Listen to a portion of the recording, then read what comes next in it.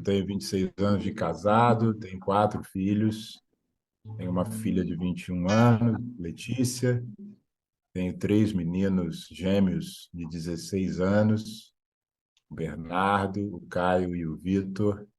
Eu moro aqui no Rio de Janeiro, né? Faço parte da igreja aqui do Rio de Janeiro.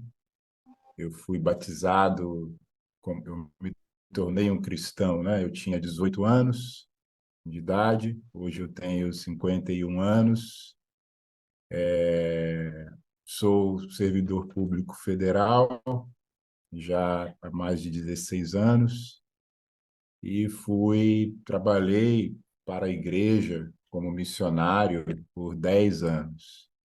Então, tive a oportunidade de morar em Salvador, depois morei em São Paulo, um tempo na Zona Leste, depois na Zona Sul, e voltamos aqui para o Rio, nossa terra natal, há 20 anos atrás, e aqui estamos até o presente momento, pela graça do nosso bom Deus.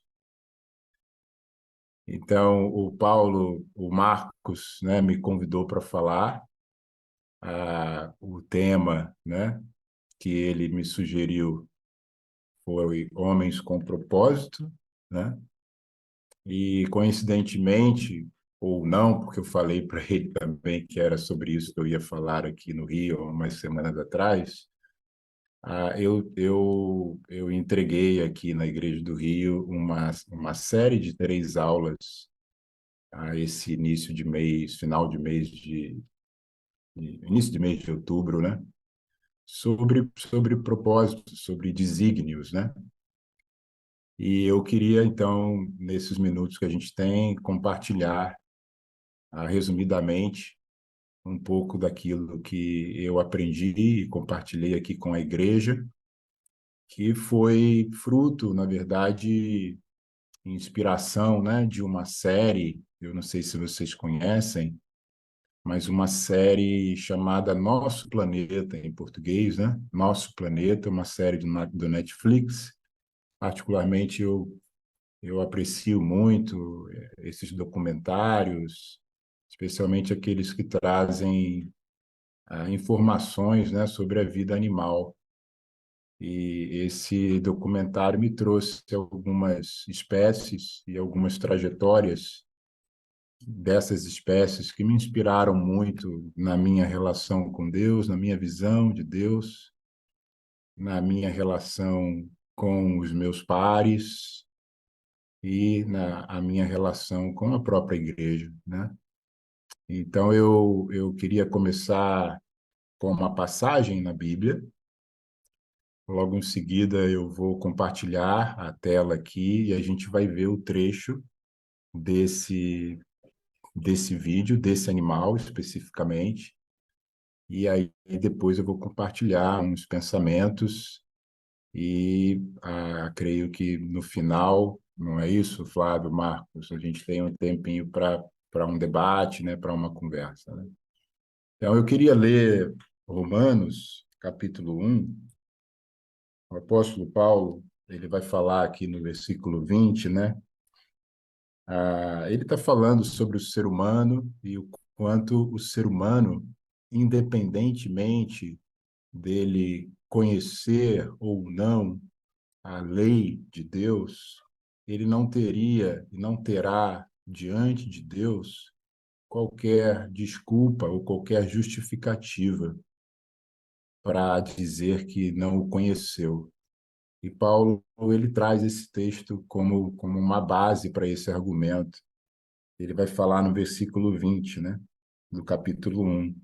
Pois desde a criação do mundo, os atributos invisíveis de Deus, seu eterno poder e sua natureza divina têm sido vistos claramente, sendo compreendidos por meio das coisas criadas, de forma que tais homens são indesculpáveis. E, de fato, essa palavra de Paulo aqui, ela é completamente verdadeira. Eu estou convencido de que ela é verdadeira. O que nós vamos ver em seguida me comprova isso. de que, de fato, Deus, independentemente se nós conhecemos ou não conhecemos a palavra de Deus, oramos ou não oramos, buscamos ou não buscamos a Deus, a própria natureza, além dos atributos invisíveis, a própria natureza criada, quando você observa a natureza, você reconhece que ali só pode ter existido, que aquilo só pode ter existido por meio de algo maior, né? Por meio de um Deus maior do que todos nós. Então, esse ser vivo que nós vamos ver agora, particularmente, eu adoro ele quando ele é grelhadinho, bem grelhadinho, com um molhozinho de maracujá e um vinhozinho branco, é uma delícia. Nós vamos conhecer um pouco da trajetória de vida de um animal marinho chamado salmão. Eu não sei se você gosta de peixe, mas eu adoro um peixinho frito, ou um peixinho na brasa, ou um peixinho cozido, de qualquer jeito. Mas a trajetória desse animal, antes dele chegar no meu prato, ela é impressionante. E ela me comprova isso que o apóstolo Paulo aqui escreve em Romanos, de que, de fato, a natureza nos ensina e evidencia a existência de Deus. Então, eu vou pedir para você esses minutos, é um vídeo de pouquinho longo, são 8 minutos, mas eu creio que, se você prestar atenção, você vai poder tirar muitas lições desse peixinho. Como eu disse, é um documentário da vida animal, e esse aqui especificamente está narrando a trajetória de um salmão, né? Que eles fazem isso desde sempre. Eles saem do mar, entram num rio, é um dos poucos peixes que nadam tanto na água salgada como na água doce, e eles enfrentam nessa trajetória correntezas, quedas da água, nadam por semanas sem comer. No trajeto deles, né, eles encontram ursos, encontram focas, mas eles permanecem nadando. Ao longo da jornada, eles mudam o aspecto físico deles. Eles passam para a cor vermelha, que é a cor que nós conhecemos quando a gente vai comprar um salmão. O bico dos machos, o bico ele aumenta, fica mais pontiagudo, porque ele vai usar isso na hora de disputar as fêmeas.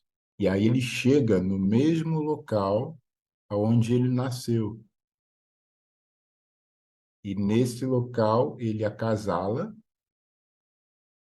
fertiliza os ovos da fêmea, e quando ele faz isso, ele morre. E o corpo dele serve de nutriente para os filhotes que irão nascer. Então, quando você olha para esse animal, você pode pensar, puxa, mas que coisa mais irracional e estúpida. Ele estava lá no mar, vivendo a vida dele, e, de repente, ele tem o instinto de ir para o rio, nadar contra a correnteza, ficar um mês sem comer nada, passar pelos perigos de ser devorado por um urso, depois por uma foca, e aí ele vai acasala a primeira e única vez na vida dele e morre. Parece meio estúpido, mas ele foi criado com esse propósito Deus desenhou ele e instintivamente, de geração em geração, eles fazem isso. E se você for começar a estudar outras espécies de animais, você vai notar a mesma coisa. Você vai perceber que cada espécie viva, por mais estranho que seja, ela tem uma jornada. E todas as espécies, todos os seus descendentes, vamos dizer assim, trilham o mesmo caminho. E isso funciona perfeitamente. A natureza, ela abunda, a vida floresce, porque cada ser criado pela divindade é criado com um propósito definido. E ele cumpre com aquele propósito para o qual Deus o criou. E ele não acaba. Pelo contrário, ele vai florescendo. O que tem feito a natureza acabar somos nós, seres humanos. Qualquer lugar que o ser humano não mexe, floresce a vida. Então, a minha reflexão quando eu assisti isso é: puxa, se Deus tem um propósito definido e claro para cada espécie da natureza, como que ele não vai ter algo para o ser humano, para mim? Será que Deus me criou para viver da forma como eu bem entendo? Eu não acredito nisso, porque eu fui feito à imagem e semelhança de Deus. O Salmão não, mas eu fui. E se eu fui feito à imagem e semelhança de Deus, caramba, é claro que Deus tem um propósito claro e definido para a minha vida também. Eu acho que você vai concordar comigo. E a trajetória desse animal, de certa forma, ela me revela exatamente o desígnio que Deus também tem para a minha vida. Porque pode ser que você, hoje, esteja atravessando um momento da tua vida onde você está nadando contra a corrente, você está tendo que subir quedas d'água pelas dificuldades, os desafios, as questões da vida, sejam elas financeiras, relacionais, profissionais, emocionais, espirituais. Talvez você está numa trajetória onde pessoas estão querendo te devorar. Você tem que fugir dos ursos e das focas da vida. Talvez você esteja, ao longo desse processo, sendo transformado como esse bicho foi. Ao longo da trajetória dele, ele vai sendo transformado fisicamente. No nosso caso, também fisicamente a gente vai se transformando, né, ao longo da nossa trajetória. Alguns aqui que eu conheci há 30 anos atrás sabem que eu não tinha barba branca nem cabelo branco quando há 30 anos atrás, né? Nem tinha barba quando eu fui morar em São Paulo, para falar a verdade. Tinha 20 e poucos anos. Então, o tempo vai nos transformando também, né? Mas, sobretudo, no nosso caráter e na nossa espiritualidade, né? Os desafios da vida, a jornada da vida, elas vão nos moldando, elas vão nos tornando mais amadurecidos, se a gente sabe atravessá-las e se a gente tem muito claro qual é o propósito disso na nossa vida. Esse animal, ele tem de alguma maneira, instintivamente, porque ele não é racional, mas ele tem muito claro qual é o propósito da vida dele. E ele vai em frente, rio acima, independente dos ursos, independente das cachoeiras, das focas, ele vai até o final, ele acasala e, exausto, porque ele não come, ele morre. E ele morre com o objetivo de servir de nutriente para a próxima geração. Então, ele vive em função dos seus filhos. Ele morre para ele mesmo e entrega a vida dele para que a espécie dele continue existindo. Eu acho que isso nos lembra alguém, não? Que a gente costuma falar bastante com ele, todo dia. Eu acho que a trajetória dele nos lembra a trajetória de um outro homem que a gente ama, aprecia e agradece a ele todos os dias por ele ter vindo a esse mundo para nos resgatar, Jesus Cristo.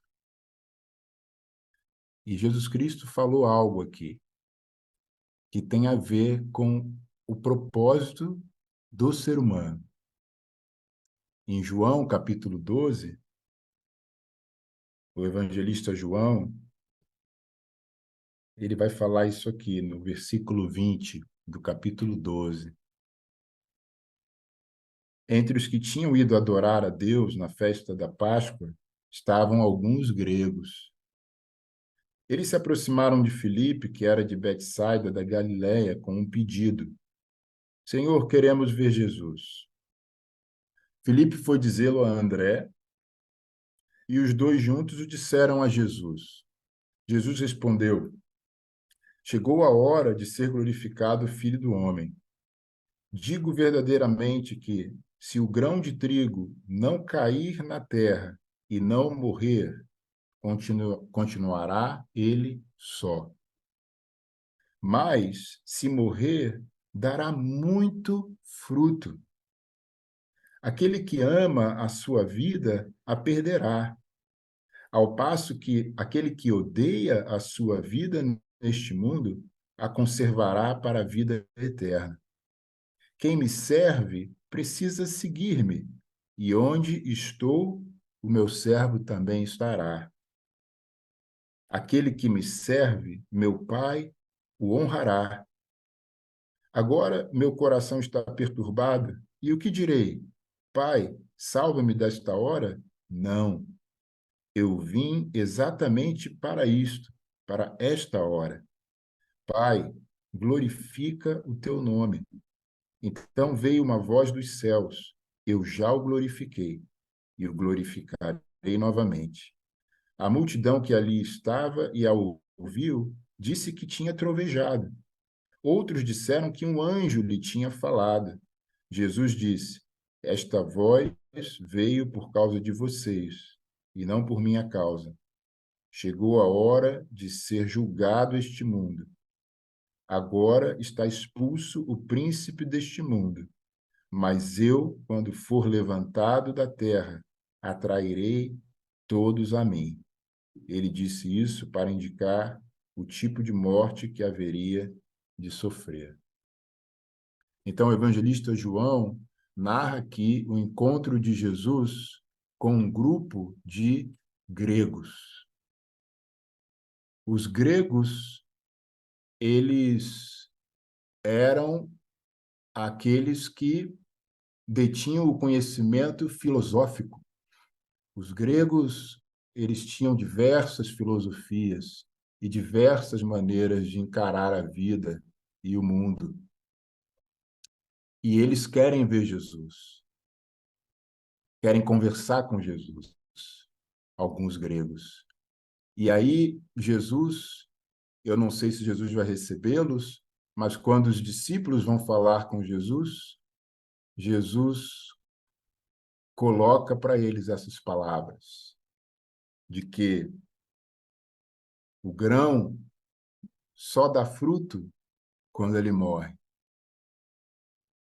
Então, Jesus está aqui ensinando e defendendo um propósito de vida, uma maneira de enxergar a vida, um desígnio, um plano que Deus tinha para a vida dele. E ele vai falar ao final que no decorrer da fala, que aquele que não se apega à própria vida, mas que entrega a vida a ele, Deus promete que o honrará. Então, eu não sei, irmão, como está a sua vida hoje. O que eu sei é que se você segue um caminho de amar mais a Deus, de se entregar a Deus a cada dia, independente da circunstância que você está vivendo ou viverá, um dia Deus vai honrar você. Eu não sei como, eu não sei quando, mas ele vai honrar você, porque é uma promessa. E a Bíblia fala que Deus é glorificado quando nós vivemos da forma como ele desenhou para que a gente viva através da vida de Jesus. E Jesus conclui dizendo que quando ele morresse e fosse levantado da terra, ele atrairia muitos para ele. Então, Jesus está aqui ensinando para nós qual é o propósito pelo qual Deus criou o ser humano. Em poucas palavras, Deus nos criou para que nós não vivamos para nós mesmos, mas que nós vivamos para a glória dele. E a maneira que a minha vida glorifica a Deus é eu, a cada dia, morrendo para os meus interesses e entregando a minha alma, o meu coração, os meus pensamentos,